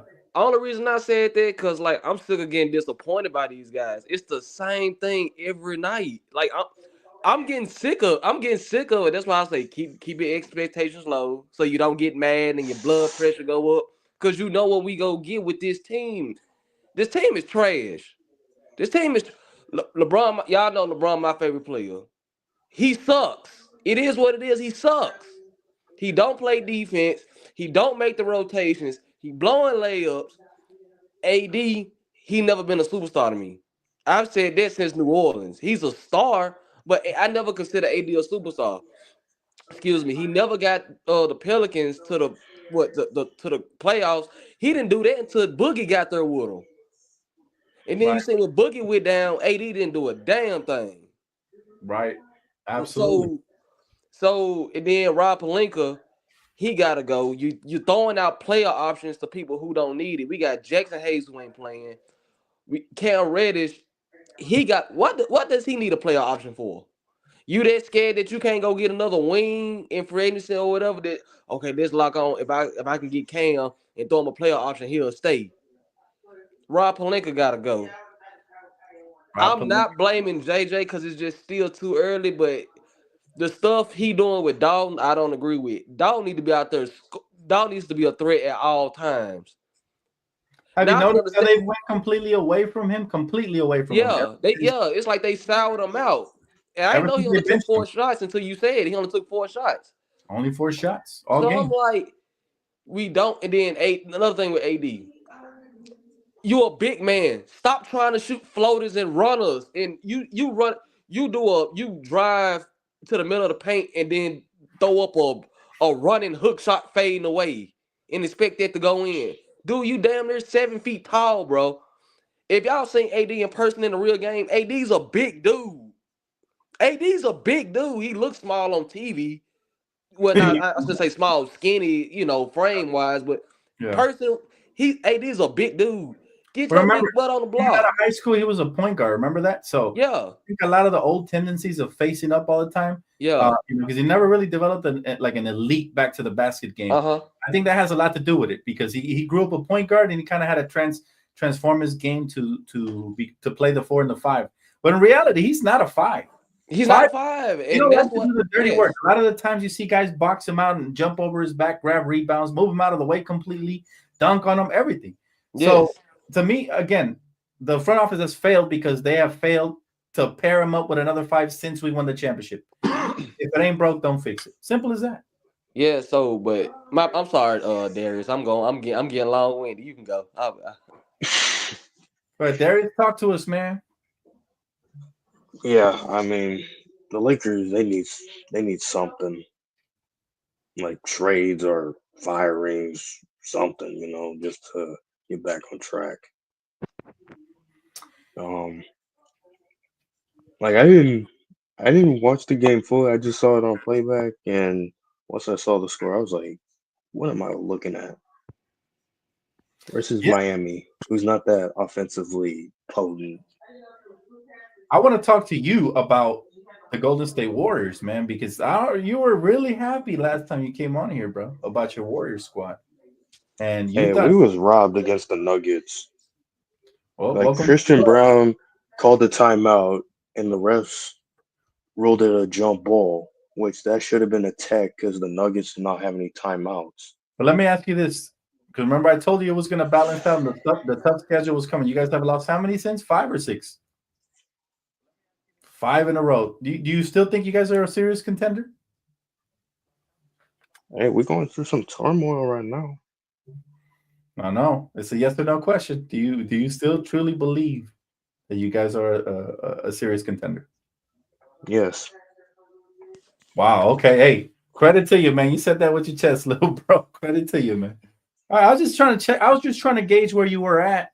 Because I don't believe you guys are a serious contender. Neither are we right now. But I wanted to see where you were at. It's gonna feel good next time you come on here on the stream and to see where you're at there, with the Warriors. Hopefully, eventually, it'll settle in a little bit. But I like it though. I like it, man. You confident in Curry? You're confident in your squad.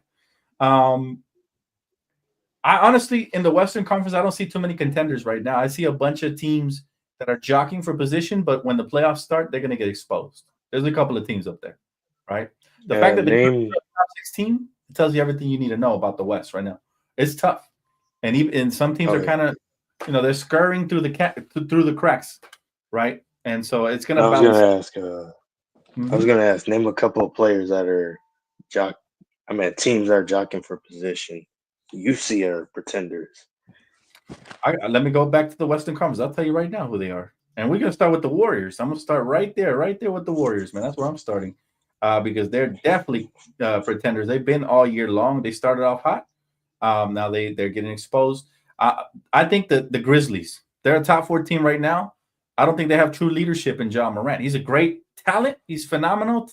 I don't think they have true leadership. The Clippers, number 5, definitely a pretender. Heck, I think the Suns. I don't think Kevin Durant can hold up, and he's constantly injured now. And without Kevin Durant, they're nothing, man. The Warriors, your team, who's number 7 right now, as well, jockeying for position, but they're gonna fall off Hey, the we face. It's dropped to kind of a tough 7. schedule. Shit. And I think the Nuggets and the Lakers as well. All of those teams, I think, are pretenders. The only top 3 contending in the West right now, unless a trade is done, the Thunder, the Rockets, and the Mavs. Those are the top 3 teams in the West, rightfully so. Wait, the Mavericks are now in 3rd. Yeah, top 3 teams in the What? West right now. Mm-hmm. Holy shit! Right now, Those are going to be the teams, man. 3 yeah, Anything man. else? The top 3 Dan, teams in we the just suck, man. Midwest. Yeah. Anything else you guys want to get off your chest before I get off of here, man? Dan, if we rebuild, would you just go and keep the picks? If we're going to rebuild, yeah, there's no point in trading the picks because then now we're looking for trade partners for AD and LeBron. If that's a full rebuild, right? But I'll be honest, Genie Bus and Rob Pelinka have shown to me they're here to sell tickets because they haven't shown anything else. And because of that, I think they're going to keep both LeBron and AD. And because of that, I think there's going to be pressure on Rob Pelinka to make a trade or two. So I think if I had to guess, that's probably what's going to happen. But hopefully those trades, instead of pushing us forward, don't set us back. Right? Yeah. Yeah. So what pissed you off more? Us constantly losing or the way we're losing? It's both, but the way we're losing. You can't get blown out by 41 with 2 superstars early in the season versus a team that wasn't even a 500 team. leading up into this game. You just can't do that. It's not acceptable. And you know that there's nothing to it. We shouldn't anticipate and expect that, man. Like that. Once we start expecting that, we become an average fan base who just accepts anything that they give us. So I call on everybody here, you know, on the stream to go out there and put hashtag Fire Palenka. Get that shit trending. Get that shit trending, and let's see what happens. Because I'll be honest with you, he deserves to have all the heat that's coming. I'm pretty sure Twitter blowing up. I'm calling X. I'm pretty sure Twitter blowing up about it right now. Right. Well, we'll see. We'll see. We got to get that trending, man. But fellas, I appreciate you guys for calling in as well, man. Yep. Thank you so much. Appreciate y'all. Darius, KJ. All right, brothers. My guys, Darius and KJ with the final calls, man. Thank you guys so much. This is not supposed to be a phone call Friday. It went a lot longer than we needed to, but you know what? You guys needed a vent. I definitely did that. I'm not gonna say I feel better, but at least I don't feel as stressed as I did when I first got in here, because I'll tell you, man, this team is definitely gonna run us through the ringer as long as there's no moves being made, man. I do appreciate everybody for tuning in, man. Shout out to all the callers as well. Some great calls tonight. Always a pleasure with you guys. Major shout out to my sponsorship Prize Picks. You guys see the promo code if you guys do want to tap in. And I will see you guys here tomorrow for Around the League, 6 p.m. Pacific time. Make sure you guys keep it locked here for all things Lakers and more. Don't forget to hit the like button and subscribe if you already have it. And I will see you guys on the next one, all right? Have a good night, guys.